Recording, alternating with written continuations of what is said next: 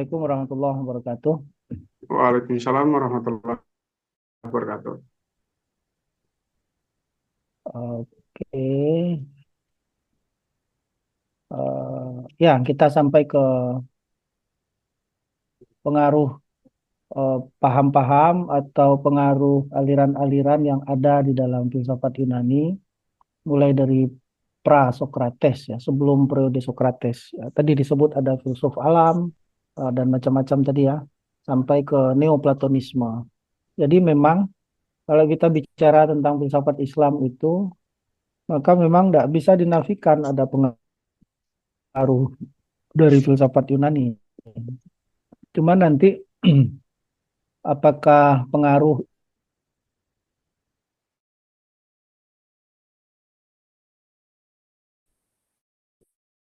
itu atau tidak, itu problemnya. Kan ada orang yang sangat terpengaruh, kemudian eh, eh, akhirnya dia copy paste gitu ya. Dia cuplik semua pemikiran orang yang mempengaruhinya itu. Tetapi ada juga orang yang terpengaruh, tetapi eh, bentuk pengaruh itu menjadi bahan.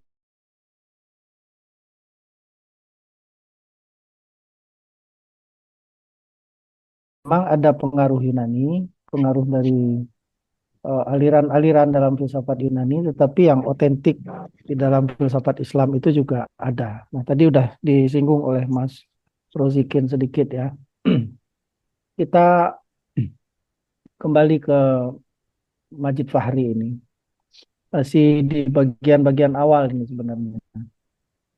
Saya ulangi lagi yang kemarin. Kalau kita melihat apa sih kondisi historis yang mempengaruhi munculnya filsafat di dunia Islam, maka kita bisa membedakan dua faktor ya. Apa faktor historis yang pertama, yaitu yang disebut dengan faktor eksternal.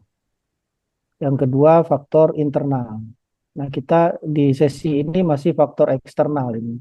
Faktor eksternal itu adanya pengaruh-pengaruh dari luar budaya Islam. Terutama sekali adalah dari Yunani itu. Nanti yang pekan depan kita masuk ke faktor eksternal juga, tetapi pengaruh di selain Yunani ya. Ada tradisi lain selain Yunani, seperti tradisi India. Nah, yang kedua itu faktor internal. Faktor internal itu setelah sesi yang India nanti itu ternyata ada juga ada filsafat Islam itu munculnya karena ada perdebatan-perdebatan filosofis ya bernuansa filosofis di dalam tubuh umat Islam sendiri atau di kalangan umat Islam sendiri. Nah, sekarang kita masih yang Yunani.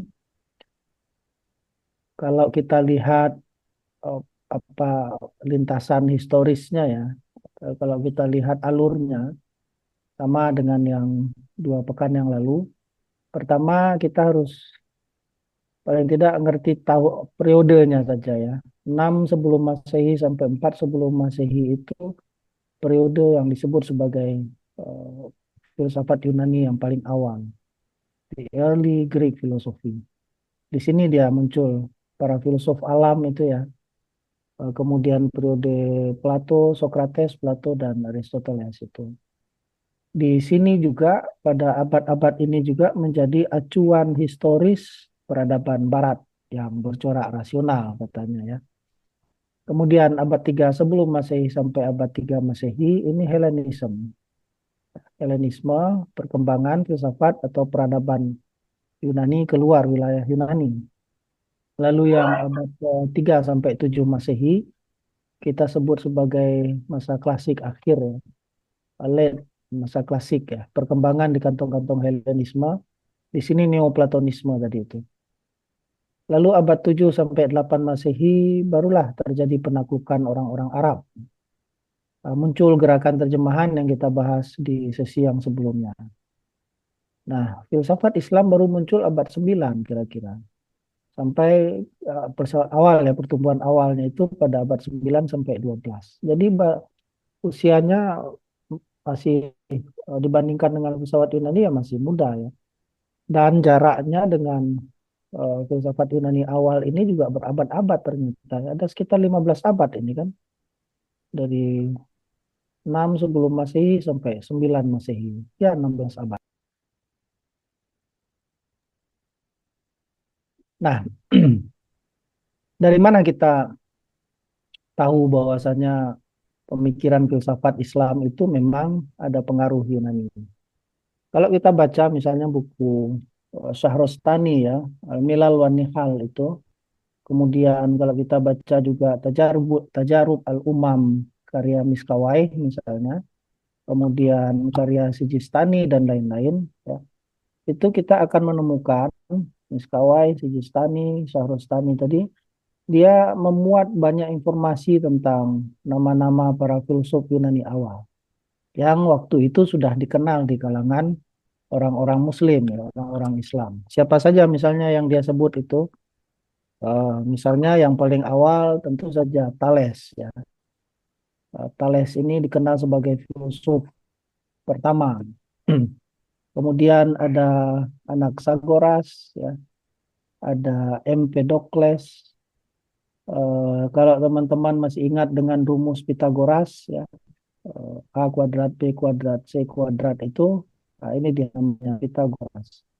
Kemudian Demokritos, lalu ada 7 orang bijaksana, the seven sages, ya. Eh, ini beberapa nama yang disebut oleh sarjana Muslim ini, Sarostani dan Miskawai dan kawan-kawan. Meskipun di beberapa nama yang berkenaan dengan 7 orang bijaksana ini versinya berbeda antara orang Islam dan tradisi Yunani klasik. Nah, apa saja itu yang 7 orang bijaksana itu? Kalau versi Yunani, nama-nama itu adalah Thales, Solon, ya, dan kawan-kawannya ini. Ini dari orang-orang Yunani asli ini. Tetapi kalau versi Muslim, 7 orang bijaksana, orang Yunani yang bijaksana itu Thales, Anaxagoras, Empedokles, Pitagoras, Demokritos, Socrates, dan Plato. Ya, saya bertanya-tanya di sini, kok Aristoteles tidak masuk gitu.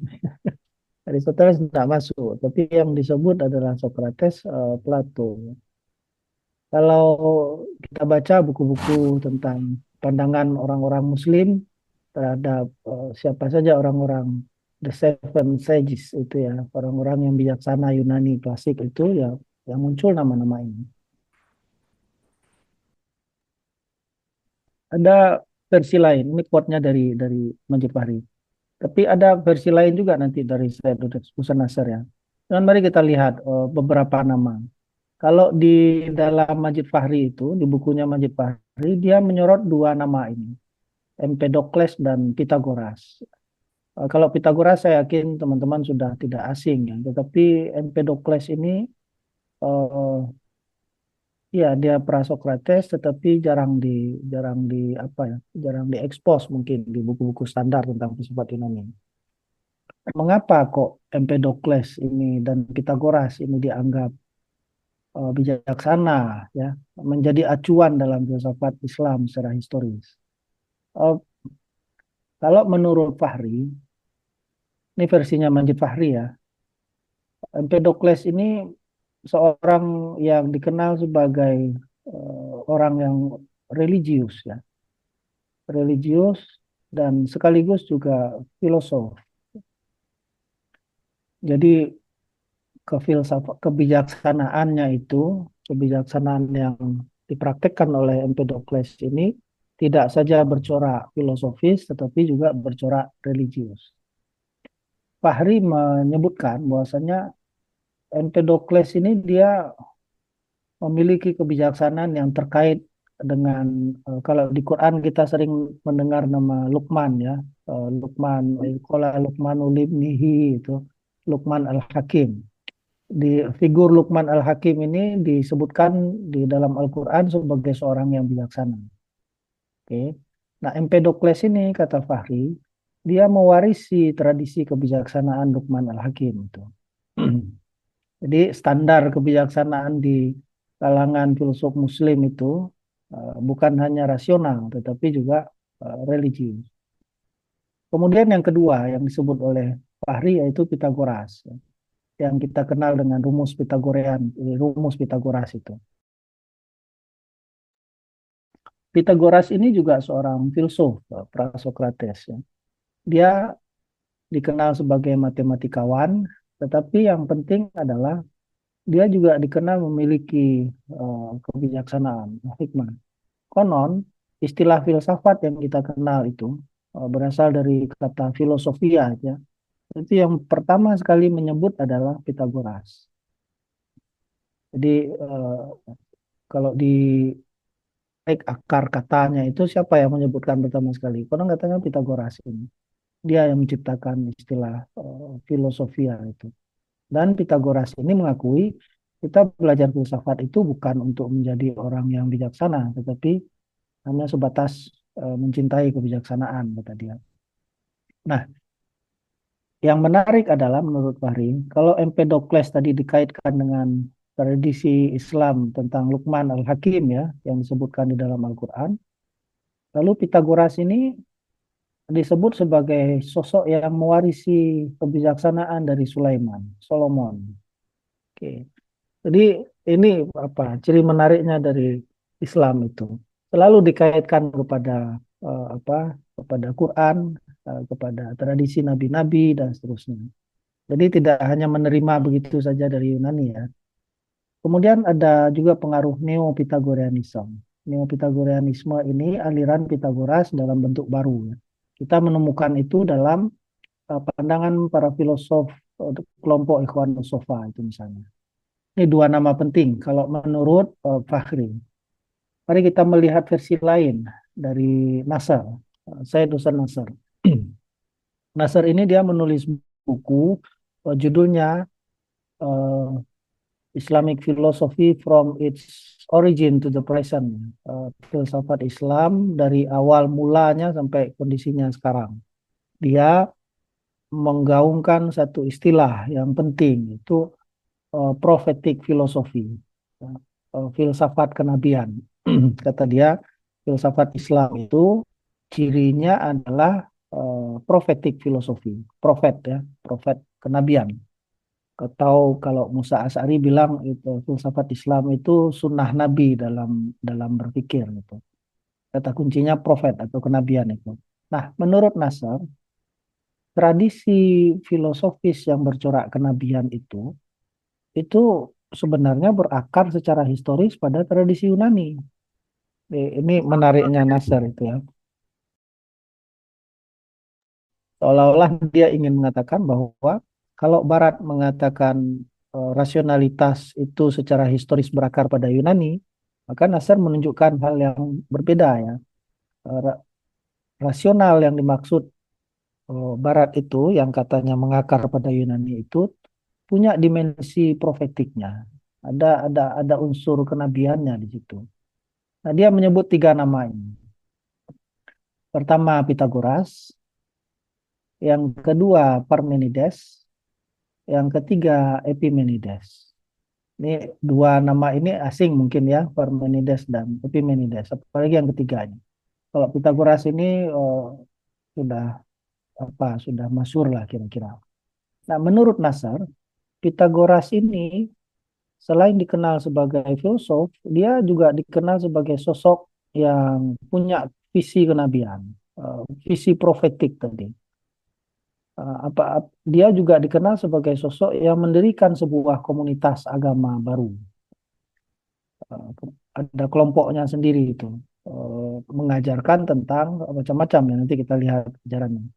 Kemudian menurut Nasr, meskipun Pitagoras ini bukan Muslim ya, karena Muslim dalam arti Islam yang baru muncul berabad-abad kemudian itu sebagai sebuah agama, tetapi Muslim secara substantif kata dia.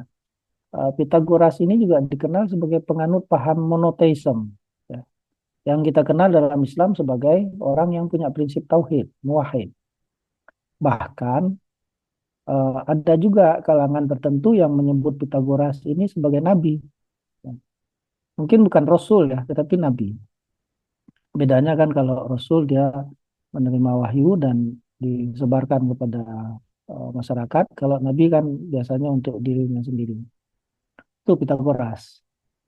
Saya kira kesimpulannya Nasr itu berani sekali ya. Dia menyebut Pitagoras itu Nabi itu. Nabi dalam artian tadi ya, menerima ajaran untuk paling tidak untuk dirinya sendiri. Yang kedua, kata Nasr adalah Parmenides. Ya. Parmenides ini dianggap sebagai seorang rasionalis. Ya. Rasionalitas pertama itu ya sebenarnya bukan di Aristoteles, tapi jauh sebelumnya, Parmenides ini. Tetapi meskipun dianggap rasional, ada aspek lain dalam sosok Parmenides ini, yaitu dia juga punya visi nubuat, punya visi kenabian, profetik tadi, dalam pengertian religius Yunani ya, dan dia dikenal juga sebagai seorang peramal dan visioner, Parmenides ini. Rasional sekaligus juga religius. Yang terakhir kata Nasar, tradisi profetik filosofi yang mengakar pada Yunani itu kita temukan di sosok yang bernama Epimenides. Uh, Punya banyak pengikut juga ya. Dia uzlah lama di gua bertahun-tahun berdiri di gua. Tiga orang ini berarti. Nah, tiga orang ini mungkin masuk dalam sebutan tujuh orang bijaksana Yunani tadi ya. Tapi kalau si Nasar ini, saya dosen Nasar, yang mengarang buku ensiklopedi tematik filsafat Islam itu, dia fokus pada ini. Jadi profetik filosofi tadi kata Nasar bukan hanya tradisi yang bermula pada masa Islam tidak, tetapi profetik filosofi itu kita bisa temukan akarnya di Yunani. Itu kesimpulan Nasar yang menurut saya luar biasa itu ya. Karena yang kita tahu filsafat kenabian itu kan ya mesti Islam itu. Tapi dia menarik lebih jauh lagi secara historis. Tidak, profetik filosofi itu jauh sebelum adanya filsafat Islam sudah ada itu tadi, terutama di tiga orang ini. Oke. Kemudian selain para orang-orang bijaksana tadi, kelompok lain yang kita kenal adalah ini pasca Socrates, kelompok peripatetik atau yang disebut dengan Al-Masyaiyun, orang-orang kelompok apa kelompok murid-muridnya Aristoteles ya. Siapa tokohnya? Misalnya Theophrastus, Eudemus, Alexander Aprodisias ini yang paling masyhur saya kira. Kemudian Timestius dan lain-lain ini. Nama-nama ini sudah dikenal oleh orang Arab pada masa awal munculnya filsafat Islam itu. Eh, Tradisi peripatetik itu muncul sebagai bentuk jaringan komentar terhadap karya-karya Aristoteles ya. Jadi karya-karya Aristoteles diterjemahkan ke dalam bahasa Syria, lalu dari bahasa Syria diterjemahkan ke dalam bahasa Arab. Oke. Yang paling berpengaruh adalah Aprodisias, Alexander of Aprodisias ini.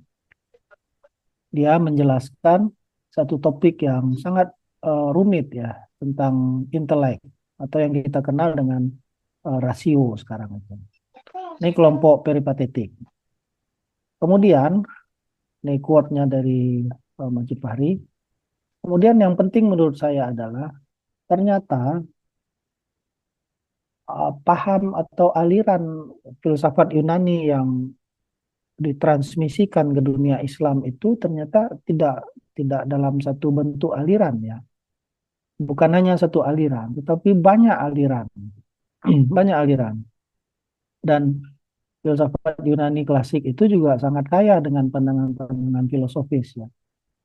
Eh, Sehingga kalau kita katakan hanya satu wajah filsafat Yunani yang sampai ke dunia Islam itu saya kira keliru. Tetapi banyak wajah, oke? Banyak wajah, banyak aliran, banyak paham. Nah, itu sebenarnya sudah ditulis oleh Al-Farabi. Ya, Al-Farabi, filosof Muslim terkemuka itu, dia sudah memberikan peta awal tentang paham-paham filsafat Yunani yang dikenal pada masa abad 9 Hijriah itu. Misalnya dia menulis tentang Pitagorean, aliran Sirenaik, Syrianik ya, kemudian Stoik ya, kemudian kelompok Sinik, Skeptik dan lain-lain, termasuk Epikurian. Nah, tulisannya Farabi ini menunjukkan bahwa eh, pada masa awal munculnya filsafat di dunia Islam, sudah ada kesadaran tentang pluralitas tradisi filsafat. Jadi bukan bukan penerimaan yang tunggal ya, tapi penerimaan yang plural.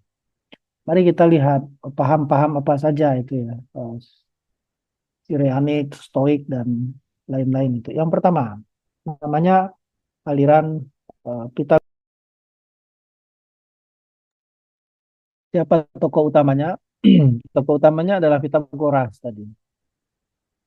Di beberapa karya yang berbahasa Indonesia, aliran Pythagorean ini disebut sebagai tarekat Pythagorean. Tarekat Pythagoras ya.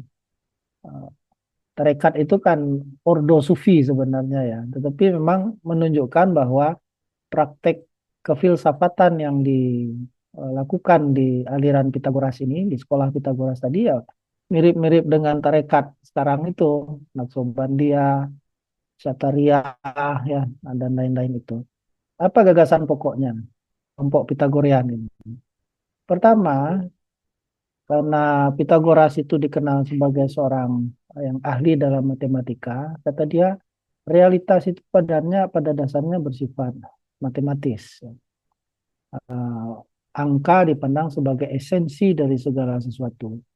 Mungkin kalau orang yang sangat quantified ya, kuantitatif begitu, mungkin kiblatnya adalah ke Pythagoras ini. Kemudian kata Pythagoras, harmoni kosmos itu dibangun melalui proporsi dan keteraturan yang numerik ya, yang bisa dihitung, bisa disimbolkan dengan angka. Jadi pasti kata dia. Ini dua gagasan pokok ini berkenaan dengan keahliannya di bidang matematika tadi. Nah, yang menarik adalah selain aspek matematika tadi, Pythagoras juga punya paham asketisme spiritual yang kuat ya, paham spiritualitas yang kuat. Dia mengatakan begini, etika dan asketisme spiritual itu menjadi sarana penyucian jiwa. Nah, kita bisa potong di sini nih. Dua gagasan yang berkenaan dengan matematika dan dua gagasan yang berkenaan dengan spiritualitas. Mungkin teman-teman pernah mendengar istilah inkarnasi ya, jiwa itu berpindah. Jadi nanti ketika kita mati, kalau ternyata kita banyak dosa, jiwa kita itu tidak kembali, ruh kita tidak kembali ke alamnya yang asli, tetapi dia pindah dulu. Mungkin pindahnya di bumi, mungkin pindahnya di planet lain ya. Nah, kenapa kok tidak kembali? Ya karena dia untuk bisa kembali roh itu, untuk bisa kembali roh itu dalam paham inkarnasi, reinkarnasi tadi dia harus melalui proses penyucian dulu, disucikan dulu. Kalau dalam kondisi suci, kalau dia sampai pada kondisi suci, barulah dia bisa kembali. Nah, itu kan bukan hanya eh, paham Islam ya. Islam juga punya paham begitu, tetapi jauh sebelum ajaran Islam, paham tentang jiwa itu sudah ditemukan di banyak agama-agama, termasuk di dalam ajaran Pitagoras ini.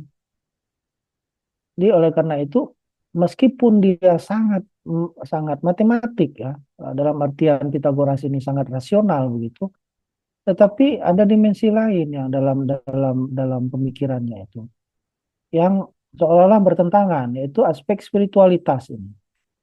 Kalau ini dasarnya pada rasio ya, kalau ini kan dasarnya bukan pada rasio, tetapi pada jiwa, roh itu, atau pada nafas kalau dalam Islam. Oke, ini Prasokrates. Maka kata Pitagoras, tujuan hidup manusia itu sebenarnya adalah untuk penyucian jiwa. Nah, kata kunci tazkiyatun nafas ini muncul di banyak pemikiran para filsuf Muslim. Ya, mulai dari Al-Kindi sampai Ghazali, sampai nanti Ibnu Arabi, sampai Mullah Sadra, dan seterusnya. Termasuk Hamka ya, kalau di Indonesia. Itu pensucian jiwa. Cuman cara menyucikan jiwa itu macam-macam. Nah, mengapa kok jiwa itu perlu disucikan kalau menurut Pitagoras? Untuk menuju harmoni kosmos. Oke, jadi ada dua aspek dari pemikirannya, gagasan pokoknya Pitagoras. Pertama aspek yang sangat rasional, Yang kedua, aspek yang sangat spiritual. Itu Pitagoras. Slogannya segala sesuatu adalah angka. Slogan ini dipakai oleh Ikhwanus Sofa nanti, kelompok persaudaraan suci dalam sejarah filsafat Islam. Kemudian yang kedua adalah kelompok Sirenaik ya, didirikan oleh Aristippus dari Siren. Ini apa namanya? Awal dari hedonism. Apa gagasan pokoknya? Kalau tadi si Pitagoras itu spiritualitas dan matematika ya, kalau ini soal etika, nilai, nilai tertinggi. Apa sih yang kita cari dalam hidup itu? Nilai tertinggi apa yang kita ingin dapatkan dalam kehidupan kita? Pertanyaan tentang nilai tertinggi itu sudah muncul sejak Yunani dulu. Nah, menurut Aristippus ini, yang dicari di dalam hidup manusia itu adalah pleasure, pleasure, ya, kesenangan. Jadi manusia itu dalam hidupnya berusaha untuk mencapai kesenangan sebanyak mungkin. Ya, tidak ada orang yang ingin sakit ya. Senang itu kan lawan katanya adalah sakit. Tidak ada yang ingin merasakan sakit. Tetapi yang ingin dirasakan oleh setiap individu manusia adalah mencapai kesenangan. Maka kata Aristippus, ya, kelompok Sirenaik ini, nilai tertinggi dalam hidup itu adalah kesenangan. Apa bentuknya? Kesenangan fisik yang bersifat instan, langsung. Oke, bukan penderitaan itu. Tidak ada orang yang ingin dapat bencana itu kan tidak ada. Teman-teman masyarakat Indonesia di Aceh sekarang yang sedang mengalami banjir itu kan tidak menginginkan itu. Terus oleh karena itu menurut Aristippus, kesenangan dalam bentuk yang menghasilkan kebahagiaan tadi dia bersifat subjektif, uh, bersifat kedirian ya, muncul dari sensasi kita sendiri. Mungkin kesenangan yang kita rasakan itu berbeda dengan kesenangan yang menurut versi orang lain. Nah, kata dia masa depan itu tidak pasti. Oleh karena itu, nikmati saja kesenangan yang kita hasilkan, kita dapatkan saat ini. Itu Aristippus itu. Eh, Awal mula dari kelompok yang disebut sebagai hedonism, kelompok berikutnya nanti. Apa tujuan hidup itu kata Aristippus? Memaksimalkan kenikmatan instan dan meminimalkan rasa sakit. Oke, mencapai kesenangan sebanyak-banyaknya dan meminimalkan penderitaan dan rasa sakit. Oke, kalau teman-teman pernah dengar istilah carpe diem itu ya, nikmatilah saat ini yang versi awal Yunani ya, mulanya dari Aristippus ini. Namanya kelompok Sirenaik. Yang ketiga, ada aliran namanya hedonism. Hedon ya, hedon yang kita kalau istilah hedon ini eh, mungkin populer untuk saat ini. Tapi tokohnya bukan Aristippus tadi, namanya Epicurus. Kadang-kadang ditulis Epikuros. Nama alirannya Epicureanism. Jadi berbeda dengan Cyrenaic tapi tadi ya. Bedanya di mana? Kalau Cyrenaic tadi sangat instan, hedonism ini sebenarnya dia punya aspek tidak melulu fisik ya. Kesenangan itu tidak berupa kesenangan fisik yang dimaksud oleh Cyrenaic tadi. Kata dia, kesenangan itu sama dengan Cyrenaic tadi sebagai kebaikan tertinggi, the highest good itu, tetapi bentuknya bukan instan. Menurut Epikureanism ini, kesenangan yang benar itu adalah ketentraman batin. Jadi, apa itu yang mendatangkan kesenangan? Kalau menurut Epikureanism, kesenangan itu ya bentuknya adalah ketika batin kita tentram. Nah, terus kita tidak merasa takut, ya, bebas dari rasa takut. Dia mengajukan satu istilah namanya ataraksia. Jadi tidak seperti Sirenaik tadi yang berorientasi fisik, kalau ini berorientasi batin. Nah, oleh karena itu kata dia, kelompok Epikureanism ini, kematian itu bukan sesuatu yang harus ditakuti ya. Karena apa? Karena pada dasarnya jiwa manusia itu sifatnya fana. Kata dia. Nah, apa yang dianjurkan oleh Epikureanisme untuk mencapai kesenangan batin tadi? Hiduplah secara sederhana. Oke? Hidup secara sederhana, kemudian perbanyak persahabatan, ya. Apa namanya? Carilah ketenangan sebanyak mungkin. Nah, itu model Epikureanisme. Nah, ada apa ya? Asosiasi lah kira-kira ya, kekeliruan sebenarnya. eh, Hedonisme ini memang mengacu kepada kelompok Epikurean. Tetapi hedonisme yang kita kenal saat ini, istilah hedonisme itu kan cenderung relatif maknanya sekarang. Orang yang inginnya senang-senang aja gitu. Senang-senang terus pelesiran, kemudian jalan-jalan gitu ya. Dianggap sebagai kelompok hedon sekarang di masa modern. Kemudian eh, hedonisme modern ini konon dia berakar pada aliran hedonisme di masa Yunani. Tetapi saya kira itu rujukan yang keliru. Hedonisme di masa Yunani yang ada di dalam aliran Epikureanisme itu memaknai kesenangan itu tidak fisik, ya, tapi memaknainya secara batin, kebebasan dari rasa takut dan ketenangan tadi. Yang fisik, ya, kesenangan fisik itu yang kita maknai sekarang di masa modern itu lebih tepat kepada kelompok Sirenaik, ya. Oke. Eh, itu saya kira kesalahan, ya mungkin kekeliruan, ya, keliruan referensial itu. Yang keempat, ini kelompok yang populer di Indonesia ini, ya, namanya Stoik, kelompok Stoa, atau dalam istilah Arab disebut Ar-Rawaqiyun, kelompok Stoik. Bukunya siapa ya, Butet Manurung ya, Filosofi Teras itu. Kalau enggak saya judulnya Filosofi Teras. Nah, siapa yang mendirikan ini namanya Zeno, orang Sitium. Tetapi menurut saya tokoh yang paling populer mengembangkan kelompok Stoik ini Seneca, Epictetus dan Marcus Aurelius. Marcus Aurelius ini kaisar ini. Ini raja Yunani ini. Kalau teman-teman pernah nonton film Gladiator, tokohnya Russell Crowe itu, ya, tahun udah agak lama film itu. Nah, Gladiator yang diperankan Russell Crowe itu dia hidupnya di masa Marcus Aurelius. Nah, Marcus Aurelius ini kaisar yang menyesali mengapa dia berperang. Karena tidak ada pilihan lain kecuali berperang, kata dia. Eh, Sangat kuat apa paham filosofisnya tentang kemanusiaan sangat kuat. Marcus Aurelius. Ada satu bukunya itu ya, judulnya sudah di Indonesia kan, judulnya Filsafat Manusia. Ditulis langsung oleh Marcus Aurelius. Nah, apa gagasan pokok dari Stoik ini?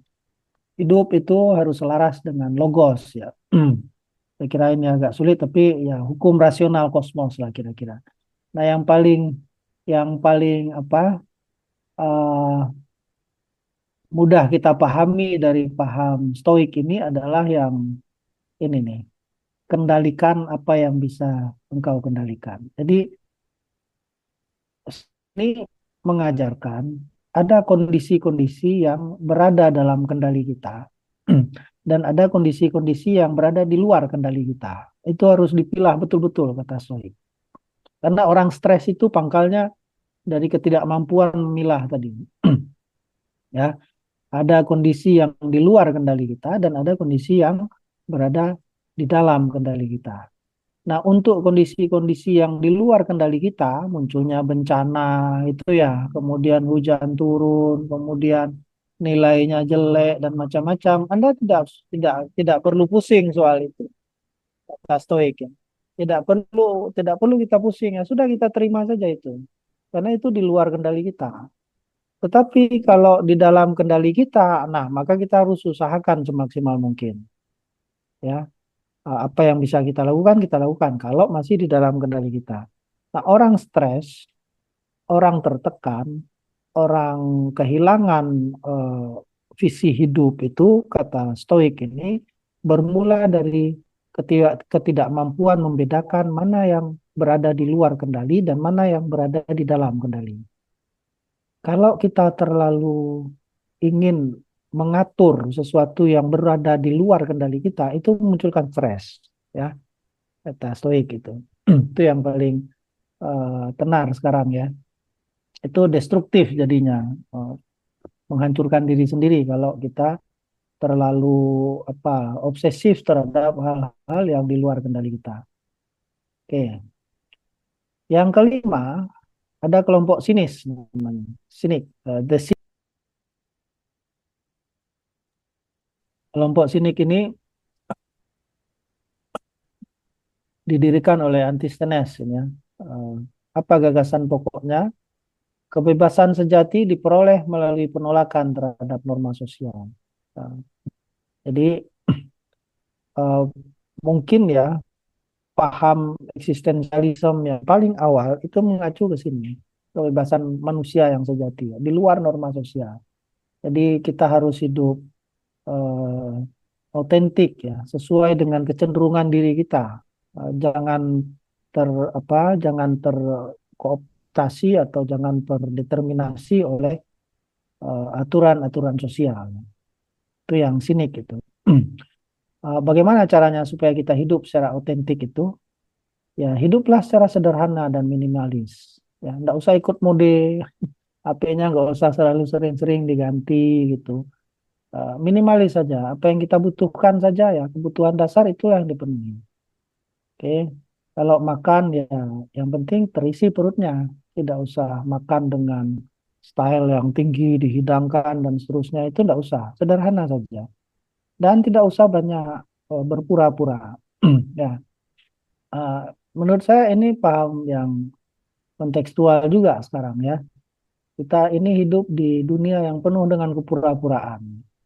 Eh, Kita yang muncul di real world, di dunia real, dengan kita yang muncul di dunia maya, itu kan sering sekali berbeda. Yang mana yang penuh dengan kepura-puraan itu ya, terutama yang di dunia maya tadi. Eh, Ya banyak wajah kita jadinya ya. Nah, kebajikan itu eh, cukup untuk mencapai kebahagiaan. Selama kita melaksanakan dan mempraktikkan kebajikan, kata kelompok sinik ini, maka itu cukup sudah untuk mencapai kebahagiaan, nilai tertinggi tadi. Ya, tidak harus menumpuk harta gitu ya. Tidak harus statusnya harus tinggi gitu, tidak. Tapi selama kita hidup sesuai dengan keautentikan kita, uh, itulah kita sudah sampai kepada kebahagiaan sebagai nilai tertinggi. Nah, slogan kelompok sinik ini, kurangi kebutuhanmu, maka engkau akan bebas. Saya kira ini bagus ya. Kenapa? Ada 3 level kebutuhan paling tidak. Pertama yang disebut dengan kebutuhan dasar, pokok, kemudian kebutuhan sekunder, pelengkap, nah, yang ketiga tersier ya. Doruriyat, hajiyat, doruriyat, tahsiniyat. Ketiga itu. Nah, misalnya, kita ambil contoh ya. Kalau teman-teman kuliah tinggalnya di kos di Jogja ini misalnya, yang dekat dengan kampus, taruhlah di Sapen begitu, ya untuk bisa berangkat ke kampus dari kos-kosan itu kan cukup dengan jalan kaki. Terpenuhi ya kebutuhan untuk ke kampusnya dengan jalan kaki itu cukup. Nah, mengapa kok harus harus punya motor dan lain-lain? Ya?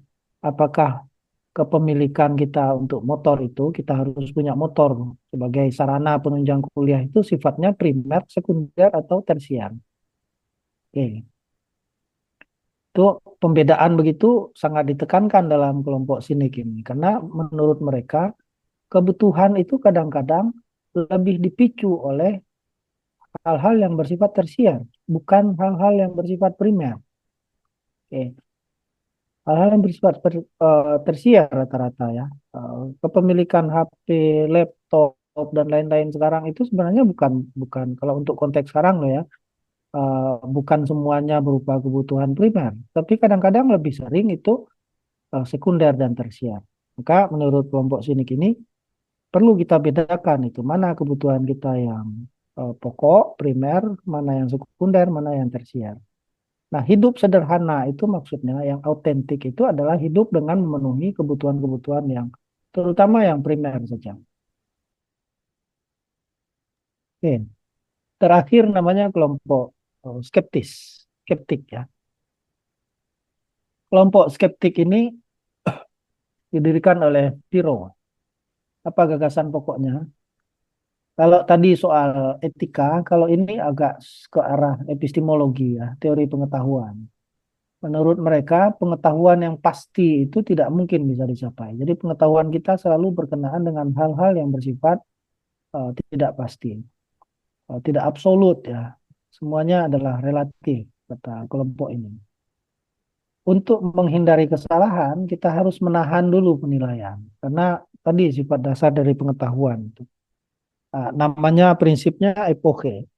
Prinsip epoche ini sama dengan prinsip yang dikembangkan pada periode modern oleh Russell ya, eh, dalam fenomenologi.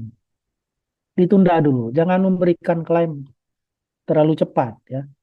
Jangan terlalu cepat mengatakan bahwa bencana banjir di Aceh itu hanya heboh di media sosial. Itu kan terlalu cepat itu. Sehingga eh, ya tidak tepat akhirnya klaimnya. Ditunda dulu lah memberikan penilaian itu. Lihat kondisinya dulu. Oke. Pengetahuan tentang apapun ini yang dalam ajaran skeptik ini. Kemudian bagaimana caranya supaya manusia bisa mencapai ketenangan? Menurut kelompok skeptik ini adalah dengan cara tidak memihak dan tidak percaya pada dogma. Eh, Tidak terlalu fanatik pada dogma ya. Tidak bersikap dogmatism. Tuh. Ya, tidak memihak ya, tidak terkooptasi dalam satu kelompok tertentu dan sekaligus juga tidak terlalu bersifat dogmatism. Kemudian sama dengan kelompok hedonism tadi, kelompok skeptik ini menganggap bahwa atraksia itu penting ya, ketenangan batin dalam hidup. Cuman kata dia bukan atraksia ini bukan diperoleh melalui eh, apa menghindari ketakutan tidak, tetapi melalui penangguhan penilaian. Jadi ini saya kira perlu dipraktekkan juga dalam kehidupan kita ya. Jangan buru-buru menilai orang. Don't judge the book by its cover ya. Jangan menilai buku karena covernya. Oke. Uh, Seringkali kita akan bersikap begitu ya. Kita menilai berdasarkan covernya saja. Oke. Slogannya kata dia kita tidak tahu apa-apa secara pasti. Nah, teman-teman bisa lihat ada 6 aliran dari filsafat Yunani yang sudah ditulis oleh Al-Farabi ini. Dan masing-masing aliran ini punya pengaruh kepada perkembangan filsafat Islam ya. Baik dalam teori etikanya, ataupun dalam teori metafisika, ataupun dalam epistemologi. Misalnya yang skeptis ini pengaruhnya sangat kuat dalam epistemologi. Ya, saya kira Ghazali pakai ini nih, dia meragu-ragukan kelompok-kelompok yang berkembang pada masa itu ya, Ismailiyah, Taklimiyah dan seterusnya. Kemudian kelompok sinik dan kelompok stoa ini juga sangat apa ya sangat berpengaruh dalam pandangan etika Islam. Miskawai juga sangat terpengaruh dari stoik ini dan seterusnya. Oke. Nah, selain ajaran aliran yang ada aliran yang um, paling dominan pengaruhnya kepada filsafat Islam yang disebut dengan aliran Neoplatonisme. Cuman Neoplatonisme ini pengaruhnya adalah terutama pada cara pandang metafisika dalam filsafat Islam. Mari kita lihat apa itu Neoplatonisme ini. Neoplatonisme itu seperti sudah disampaikan Mas Rozikin tadi ya, Dia basisnya bukan di Yunani, tetapi di Alexandria, Iskandaria. Salah satu kantong perkembangan filsafat Yunani ya. Daerah mana ini? Di Mesir, oke? Di daerah Mesir, Alexandria. Wilayah Alexandria pada waktu itu abad ketiga Hijriah, abad ketiga Masehi ini ya. Jadi jaraknya dengan munculnya pertama sekali filsafat di Yunani itu sekitar 9 abad ini. Eh, Alexandria pada waktu itu menjadi kota yang pusat pergulatan pemikiran-pemikiran spekulatif Yunani dan pertemuan dengan berbagai tradisi keagamaan, seperti tradisi mistik dari Mesir, kemudian tradisi Persia, Yahudi, termasuk tradisi Kristen ya. Di wilayah yang sangat strategis untuk perkembangan pemikiran saat itu. Siapa pendirinya? Pendirinya namanya Sakus, Ammonius Sakus. Tetapi tokoh yang paling populer namanya Plotinus. Ada Plato, ada Plotinus ya. Plotinus. Plotinus ini yang populer dalam aliran Neoplatonisme. Nah, Neoplatonisme ini dia membawa semangat baru filsafat Yunani. Eh, Merupakan aliran yang campur aduk ini ya. Dia memadukan aliran-aliran besar dalam pemikiran Yunani klasik. Aliran apa saja itu? Platonisme, peripatetisme atau Aristotelianisme itu, kemudian ada juga Pythagoreanisme unsurnya, ada juga unsur-unsur dari Stoikism, Stoa tadi, termasuk juga wacana keagamaan dan mistik di Timur. Jadi Neoplatonisme ini sudah perpaduan dari macam-macam aliran ya ajarannya itu. Nah,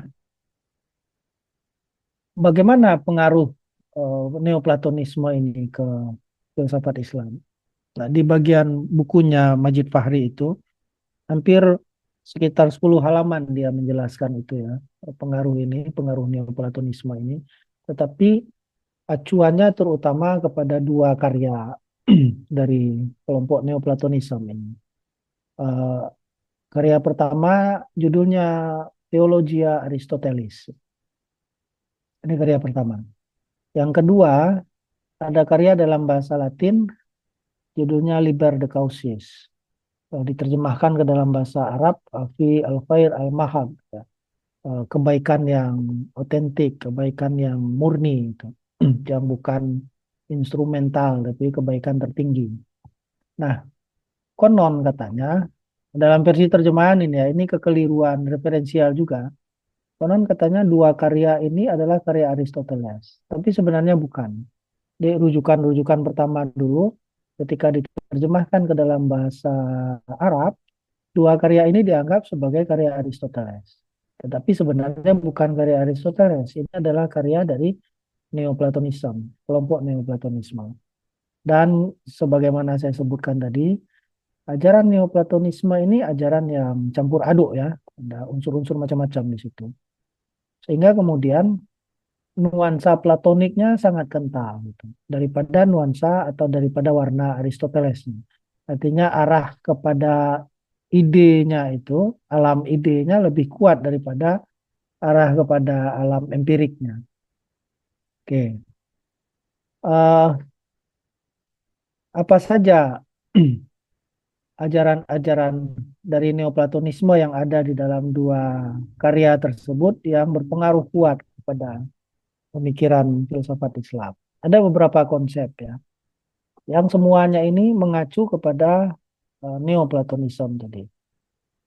Cuma nanti dianggap itu sebagai ajarannya Aristoteles pada mulanya. Ya. Pertama konsep diwan atau konsep yang esa, ya. Yang esa atau istilah teknisnya itu nous. Nah, konsep nous ini sangat mirip dengan pandangan teologis Islam ini. Mengapa kok dianggap sangat mirip? Ya? Karena ajaran Neoplatonisme itu, nous atau diwan itu dianggap sebagai prinsip pertama yang melampaui keberadaan ya, dan puncak kesempurnaan. Tidak bisa dipahami oleh indera, ya, Akal pun terbatas memahaminya. Itu konsep awalnya Jiwan ini. Ini kan menggambarkan Tuhan sebenarnya ya, atau Tohen di dalam bahasa itu. Tuhan, Allah itu.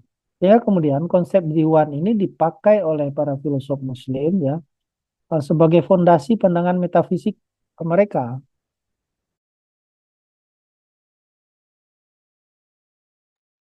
Supaya pandangan metafisika Al-Farabi misalnya, Ibnu Sina dan lain-lain itu, meskipun dia bercorak Yunani, tetapi tidak bertentangan dengan ajaran teologis Islam.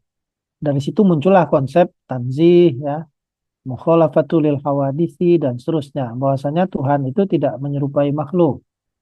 Dari mana sebenarnya penjelasannya itu? Bukan dari paham teologis, tetapi dari menggunakan prinsip nous atau jiwanya uh, Neoplatonik tadi. Yang kedua, ada konsep emanasi, fight, ya, bahwa alam raya ini diciptakan melalui pancaran. Alam raya ini bersifat hierarkis, strukturnya hierarkis. Kemudian alam raya ini diciptakan oleh Allah bukan dari sesuatu yang belum ada sama sekali, tetapi sudah ada materinya. Itu konsep emanasi. Ya. Apa itu materinya? Materinya adalah Allah itu sendiri. Jadi alam raya ini adalah pancaran niscaya daripada kesempurnaan Allah. Oke, namanya konsep emanasi di dalam aliran Neoplatonisme itu.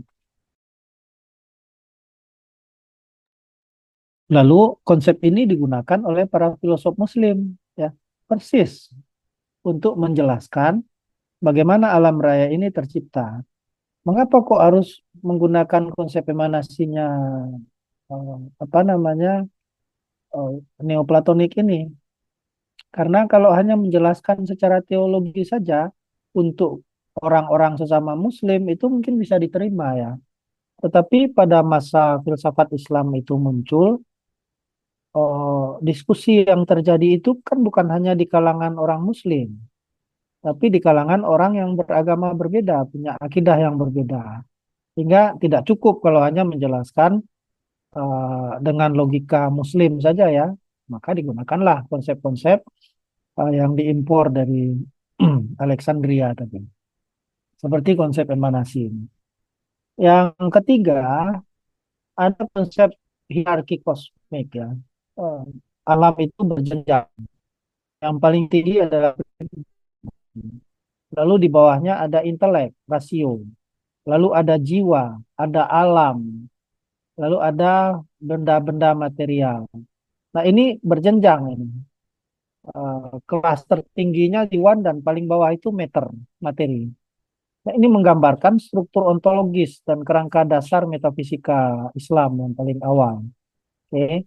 Nah, tingkatan-tingkatan alam ini ada perantaranya, yaitu intelek, reason, akal. Ya. Jadi akal ini uh, dalam Farabi ya, kalau di dalam pandangan para filosof yang lain jiwa ya, soul. Dia menjadi jembatan antara alam yang ideal dengan alam material, alam ilahiyah dengan alam insaniah. Itu jembatannya adalah ini, intelek dan jiwa ini. Dari mana para filosof Muslim dapat konsep ini? Dari Neoplatonik, ya, bukan bukan hanya dari pandangan teologis dan pandangan Qurani, tapi mereka meminjam konsep-konsep itu dari Neoplatonisme. Yang keempat, ada konsep jiwa ya. Kadang-kadang disebut dengan istilah nafas di kalangan filosof atau ruh ya, soul di kalangan para sufi. Jadi ini menjadi konsep yang sangat penting ya, bukan hanya berkenaan dengan persoalan metafisik, tetapi juga persoalan pengetahuan. Pengetahuan yang benar itu dihasilkan oleh rasio atau dihasilkan oleh hati dan seterusnya ya. Itu konsep-konsep yang sebenarnya dipinjam dari Neoplatonisme. Jadi misalnya dikatakan jiwa atau nafas itu dipahami sebagai substansi yang menghubungkan dua dunia tadi ya. Sensible world dengan intelligible world. Dunia rohani dan dunia materi. Nah, konsep ini dikembangkan oleh para filosof dan para sufi ya, membuka jalan bagi diskursus tentang psikis, tentang psikologi dalam aspek filsafat Islam. Lalu berkembang juga teori tentang perjalanan jiwa ya dalam eskatologi tasawuf dan filsafat. Lalu berkembang juga gagasan tentang pensucian jiwa, tazkiyatun nafas, tahzib an-nafas ya, supaya apa? Supaya jiwa itu bisa kembali pada asalnya. Jadi ini bukan murni filsafat Islam ya, dikreasi tidak, tetapi ada pengaruh dari ajaran Neoplatonisme. Kemudian yang terakhir, kembalinya segala sesuatu pada Diwan tadi.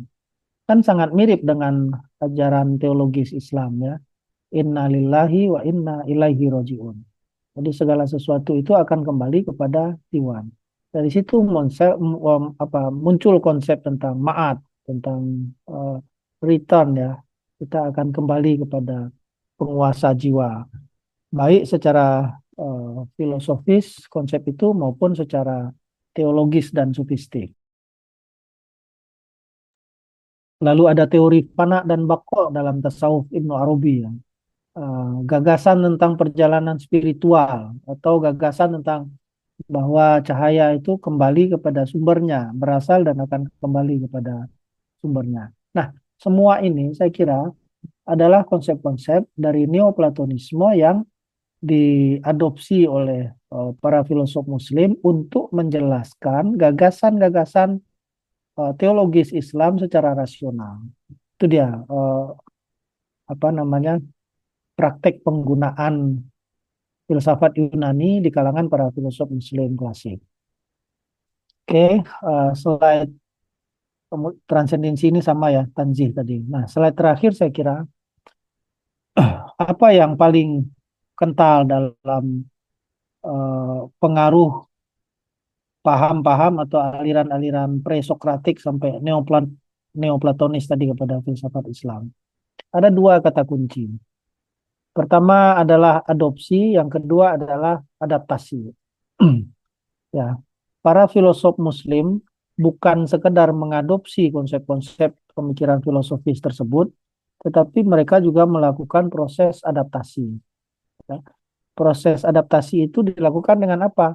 Mengintegrasikan logika Aristoteles, metafisika Plotinus dengan tradisi Islam. Itu proses integratifnya yang menunjukkan adanya adaptasi ya. Jadi konsep-konsep Yunani tersebut menjadi dasar bagi filsafat di kalangan para filosof Muslim ya, Ibnu Sina, Ikhwanus Sofa, tetapi sekaligus mereka ini melakukan adaptasi supaya konsep-konsep tersebut sesuai dengan ajaran Islam. Oleh karena itu, untuk kita simpulkan di terakhir, transmisi filsafat Yunani ke dunia Islam uh, berjalan atau berlangsung dalam proses yang dialogis dan kreatif. Ya. Proses itu melahirkan bentuk baru filsafat. Filsafat Islam itu tidak bisa disebut sebagai filsafat Yunani yang utuh karena dia bukan filsafat Yunani, bukan juga filsafat yang Arab saja, tidak, tetapi dia adalah sintesis. Sintesis dari proses adopsi dan adaptasi tadi yang menunjukkan ada unsur neoplatonismenya dalam metafisika terutama, ada unsur stoanya, Pitagorean dan seterusnya itu, ada unsur peripatetisme, dan juga ada unsur horizon teologis Islam. Oke, saya kira itu prosesnya ya, proses dialogis yang terjadi dalam transmisi filsafat Yunani pre-Sokratik sampai Neoplatonisme ke dunia Islam.